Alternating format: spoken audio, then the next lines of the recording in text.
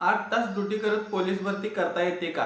हे सांगा म्हणून भरपूर कमेंट येत होत्या आणि तुम्ही कसं केला? तर मित्रांनो मी पण केलेलं आहे 8 तास ड्युटी करून. तर मी कसं केलेलं आहे ते पण सांगतो आणि तुम्ही पण नियोजन या प्रकारे लावा 100% तुम्हाला फायदा होईल. नमस्कार मित्रांनो, आज आपण या व्हिडिओमध्ये 8 तास ड्युटी करून पोलीस भरतीची तयारी करता येते का हे बघणार आहे.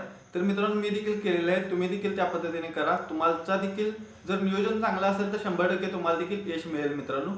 पण तयारी ही पोलीस भरतीकडे जास्त फोकस द्यायचा, आपल्या कामाकडे जरा थोडा द्यायचा.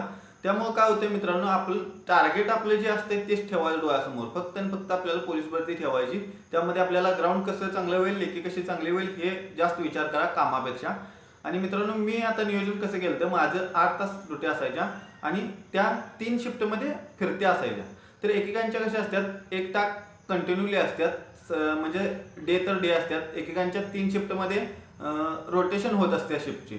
तर त्या पद्धतीने जर असेल रोटेशनमध्ये तर खूप अडचण येते मित्रांनो त्यामध्ये अभ्यास करायला. आणि जर डेली जर 1 ते 1 ड्युटी असेल तर त्यामध्ये थोडंफार सोपं जातं भरती करायला. असं नाही की बाबा पूर्णपणे दोन्ही पण ह्याच्यात करता येत नाही असं नाही आहे मित्रांनो. माझ्या पण मी 10 तास पण काम केलेलं आहे, त्यातून मी पण अभ्यास केलेला आहे. पण माझं काम थोडंफार चांगल्या ह्याचं होतं, म्हणजे डेव्हलपमेंटचं होतं, त्यामुळे मला वेळ भरपूर भेटत होता. कामावर देखील असलो तरी पण वेळ भरपूर भेटत होता. तर तुमचं देखील जर 8 तास काम असेल आणि जर रेग्युलरली एकच ड्युटी असेल तर मित्रांनो समजा की तुमचं 8 ते 4 कंटिन्यूली काम आहे. तर तुम्ही मित्रांनो सकाळी उठा, सकाळी जर 6ला जरी उठून 7 ते 8 वाजेपर्यंत आपलं ग्राउंड आणि सगळं जरी केला असा आवरून तुम्ही जर कामावर गेला असा तरी चालेल. त्यानंतर मित्रांनो तुम्ही 8 तास पूर्णपणे कामावर द्या. कामावर पण तुम्हाला ब्रेक पण मिळतोय, त्यावेळेला आपण टेलिग्रामचं ते नसते त्यावेळेला ते वाचत बसायचं. आणि जर तुम्हाला मोबाईल अलाउड असेल तर काम करत करत तुम्ही टेलिग्रामला तुम्ही करू शकताय किंवा प्रश्नपत्रिका क्विज म्हणजे असं तुम्ही सोडवू शकताय त्या कामामध्ये. जर तसं पण होत नसेल तर त्यामध्ये पण काही हे नाही.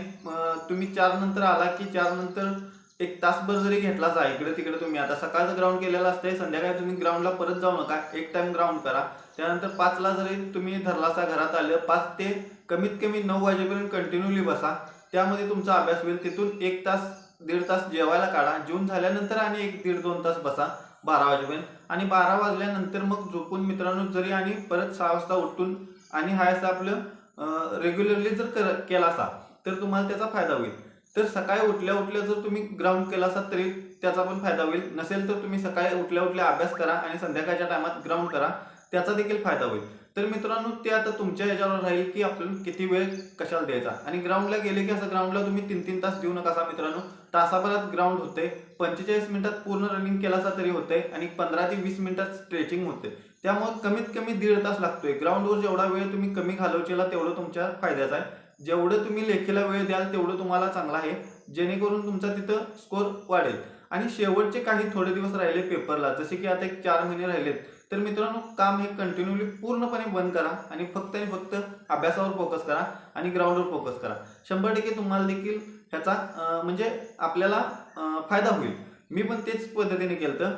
पोलीस भरती एकदम जवळ आली त्यावेळेला मी 6 महिने काम पूर्णपणे स्टॉप केलं आणि 1 टाक पोलीस भरतीच्या मागे लागलो. त्याच्या आधी 8-8 तास ड्युटी असायची सकाळ संध्याकाळ. त्यामधनं मी कामावरून येऊन 8 तास झाल्यानंतर 8-10 तास झाल्यानंतर काम मी ग्राउंड करत होतो. ग्राउंड झाले की परत आणि अभ्यास करत होतो. त्यामध्ये मला थोडा वेळ कमी भेटत होता. कमीत कमी अभ्यासाला एक 4 ते 5 तास भेटत होते आणि 1 तास 1.5 तासात मी ग्राउंड आवरत होतो. आणि ग्राउंड हा मी माझा ठरलेला शेड्यूल असायचा, त्यामुळं काही करायचं काय नाही असं नाही. आलेल्या दिवसावर बाबा हे एवढं करायचं आणि जायचं. आणि माझा ग्राउंड हार्डमध्ये होता त्यामुळे मला तासाभरात माझा ग्राउंड आवरत होता. त्यामुळे तुम्ही पण ग्राउंडचं नियोजन असं लावा आणि ग्राउंडवर जास्त वेळ टिंगल-टवाळ्या करण्यापेक्षा आपण काय कराले ह्याच्याकडे लक्ष द्या. त्यामुळे तुम्हाला वेळ पण वाचेल, वेळेची बचत होईल, तुमचा अभ्यास पण होईल. आणि 8 तास कमीत कमी एक 7 ते 8 तास झोप पण चांगली घ्या. त्यामुळे तुम्हाला तुमच्या बॉडीची पण रिकव्हरी चांगली होईल. तर मित्रांनो तुम्ही देखील अशा पद्धतीने जर केला तर 100% तुम्हाला फायदा होईल. पण पोलीस भरतीची ॲड पडली म्हणजे फॉर्म निघलं तरी पण तुम्ही तिथनं जरी सुट्ट्या घेतला असाल तरी पण चालेल मित्रांनो. म्हणजे कसं तुम्हाला ते ग्राउंडचा 1-1.5 महिना मिळतोय, त्यानंतर 1-1.5 महिने लेखीला असतात, म्हणजे जवळपास एक 3 महिने तुम्हाला अभ्यासाला पूर्णपणे वेळ भेटतो. जर असं जरी केलं असेल तरी चालेल.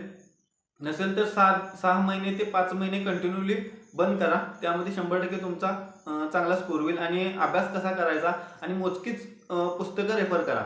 म्हणजे काय होतंय मित्रांनो, एवढेच पुस्तकं आपल्याला पूर्ण करायचे आहेत. आपण कामावर गेले की आपलं ठरलेलं असते बाबा एवढं एवढं काम करायचं. त्या पद्धतीनेच आपण मोजकी पुस्तकं घेतली की आपल्याला कळतंय की बाबा एवढंच पुस्तक आपल्याला पूर्णपणे वाचायचं आहे, आपला 100% अभ्यास होईल.